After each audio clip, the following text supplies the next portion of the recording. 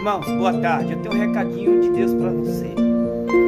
Se o mundo te despreza, se o mundo não acredita em você, se as pessoas deste mundo lhe condenam, acha que você é chato, acha que você é aquilo outro, não importa o que eles acham ou pensam de você. O importante é o que o Deus disse para Jeremias e diz para mim e você: amo-te com amor eterno. Jeremias capítulo 31, versículo 3. Deus amou o mundo de tal maneira que deu seu único filho para morrer por mim e por você. Por que você vai dar ligança a essas mínimas coisas? São essas coisitas hipócritas? Não, são pessoas que não têm ainda o encontro do amor de Deus.